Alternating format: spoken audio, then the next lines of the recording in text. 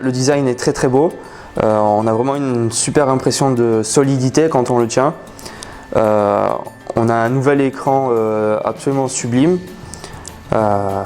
très net, très beau, avec une image qui ne se dégrade pas quel que soit l'angle de vue. Il est puissant, vraiment très fluide, ça, il n'y a rien à dire là-dessus. Après, il y a quelques points négatifs. Par exemple pour l'antenne, plusieurs personnes ont des problèmes d'antenne. Quand on le tient comme de cette manière, le réseau part. C'est un problème qui a fait beaucoup de polémiques. Comme c'est du Apple, c'est hyper médiatisé. Les gens essayent de descendre Apple le plus possible, donc ça a pris des proportions énormes. D'ailleurs, Steve Jobs a dû faire une conférence là-dessus pour essayer de calmer les choses, quoi. Alors c'est un vrai problème. Là j'en ai fait la démonstration. Ça marche. Et ça c'est sur tous les iPhone 4. Hein. Ils ont pris un très gros risque avec le design de l'iPhone parce que contrairement aux autres smartphones, sur l'iPhone le problème il est parfaitement visible et c'est un défaut. C'est le fait que les antennes soient à l'extérieur, mais quand on met la main comme ça, les deux types d'ondes qui arrivent, elles se rejoignent et ça fait une interférence et tout ça, donc voilà. Ça dépend de plusieurs choses. Par exemple, si on a les mains propres, apparemment ça le fait pas.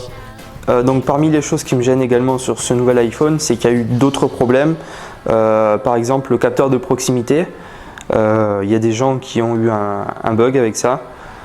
Ce sera corrigé de manière logicielle, donc ça va quoi, c'est temporaire. Donc voilà, c'est les deux seuls problèmes moi que je note pour cet iPhone. Et dont un qui sera éternel à l'iPhone 4. Hein. Il est possible qu'Apple fabrique une nouvelle version de l'iPhone 4. Il y a pas mal de rumeurs là-dessus, on ne sait pas si c'est vrai, on verra ça après le 30 septembre. L'iPhone 4 évidemment embarque l'iOS 4. C'est une grosse évolution de l'iOS qui était en version 3 il y a pas si longtemps que ça. On a beaucoup de nouveautés. Parmi elles, on a le très demandé fond d'écran sur l'écran d'accueil. Ça devait être une des fonctions les plus demandées. Après, on a le classement des applications par dossier que vous voyez ici. Ça permet de mettre de l'ordre sur son écran d'accueil parce que quand on a des centaines d'applications, il faut switcher entre les pages et tout ça, c'est lourd, très lourd. On en a plein d'autres, mais la plus marquante, je pense, pour l'iPhone et la plus attendue vraiment, c'est le multitâche. Et avec l'iOS, ce multitâche, il est assez particulier. Il y a pas mal de gens qui ne le comprennent pas. Donc l'exemple parfait, c'est votre ordinateur, PC ou Mac, peu importe. Donc vous pouvez lancer plusieurs applications en même temps. Votre processeur, votre RAM sont votre processeur est assez puissant, la RAM assez conséquente pour gérer tout ça, c'est pas un problème. Le problème, c'est ce type de multitâche sur un téléphone, ça le fait pas. Vous voyez ça avec Android par exemple, le concurrent direct de l'iPhone. C'est un problème, ça ralentit le téléphone à mort. Il faut souvent faire le ménage parmi les applications lancées en tâche de fond. Et c'est pas super utile quoi, surtout pour un utilisateur quelconque qui n'a aucune notion de tout ça quoi. L'iPhone c'est simple et fluide et le truc c'est que s'ils auraient fait le multitâche comme Android, ça aurait perdu cette simplicité et cette fluidité, donc il a fallu ruser et Apple a trouvé la solution. Donc la solution, c'est de donner l'illusion du multitâche. Donc quand vous lancez une application sur Android, l'application reste en tâche de fond, ça tourne. Sur l'iOS, ça se ferme. En fait, quand vous quittez l'application, l'état de l'application est enregistré dans la RAM du téléphone. D'ailleurs, l'iPhone 4 au passage a 512 mégas de RAM, ce qui lui assure d'avoir plein d'applications sauvegardées dans la RAM. Donc voilà, ça la sauvegarde tout simplement. Et quand vous relancez l'application, ça s'ouvre instantanément parce que l'état de l'application étant enregistré, pas besoin de recharger toute l'application. Et c'est ça qui est génial. Donc vous avez l'impression d'avoir un vrai multitâche, alors qu'il n'y en a pas, quoi. Et voilà, vous passez d'une application à l'autre avec une fluidité à couper le souffle. Et c'est ça que je trouve vraiment, vraiment bien sur le multitâche de l'iOS. Par rapport à Android, c'est le jour et la nuit sur la gestion du multitâche. Ça n'a rien à voir. Voilà. Et comme je vous l'ai dit, l'iOS enregistre l'état des applications dans la RAM. Mais il arrivera au bout d'un moment que la RAM soit complètement saturée. Donc pendant la keynote, Scott Forstall a dit qu'on n'a pas à se soucier de ça, on n'a pas à se soucier d'enlever une application de la RAM. Donc ça, c'est complètement transparent pour l'utilisateur. Et ce qui fait que un utilisateur débutant n'a pas à s'en soucier. Voilà, il garde un téléphone complètement fluide et sans passer par le gestionnaire de tâches. Et voilà quoi. Donc, je sens venir certaines questions de Pascal.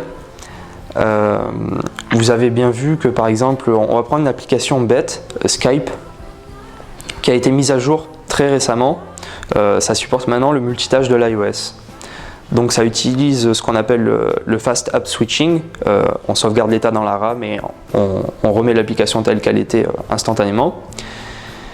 Mais quand vous quittez Skype, vous pouvez recevoir des notifications d'appels et de messages texte. Pour ça, ça utilise le push. Donc ça ferme l'application, mais Skype dira à vos contacts que vous êtes toujours connecté. Et quand vous envoyez un message ou un appel à votre contact qui est sur iPhone, il recevra en push, il aura à appuyer sur répondre, ça relancera Skype instantanément grâce au Fast App Switching, et voilà. Et c'est ça qui est magique. On peut prendre un autre exemple aussi. L'application Twitter officielle que vous pouvez télécharger sur l'App Store en tapant Twitter tout simplement. Donc ça utilise le Fast App Switching pour revenir instantanément dans l'application, mais aussi un autre service autorisé par Apple pour le multitâche, c'est le Task Completion, il me semble que ça se dit comme ça. Par exemple, quand vous envoyez un tweet, mais que par exemple vous recevez un SMS, vous n'allez pas attendre que le tweet soit posté pour aller envoyer votre SMS. Donc le Task Completion, ça permet en fait comme son nom l'indique, de finir la tâche en tâche de fond. C'est-à-dire que l'application, quand vous quittez Twitter mais que vous êtes en train d'envoyer un tweet, l'application se ferme, mais la tâche s'exécute en tâche de fond. C'est-à-dire que le tweet est envoyé, ça consomme quasiment pas de ressources, quoi. Et vous pouvez faire ça facilement en tâche de fond, ça ralentira pas du tout votre téléphone. Donc ce qui est bien avec le multitâche, c'est que ça autorise des petits bouts des applications à tourner en tâche de fond quand c'est nécessaire. Vous avez aussi le background audio. On va prendre un exemple tout bête, Pandora, qui a été un des exemples lors de la keynote d'Apple. Donc quand vous quittez l'application se ferme, mais seulement l'audio reste. Avec le réseau aussi, parce qu'il faut, comme c'est du streaming, donc voilà quoi, ça consomme quasiment rien, et c'est ça qui est génial. Pour terminer, vous les geeks, si vous avez des questions à me poser sur l'iPhone 4 ou l'iOS 4, n'hésitez surtout pas dans les commentaires, j'y répondrai rapidement et j'y répondrai bien pour vous éclairer. Donc je vous dis à bientôt et surtout vive l'iPhone.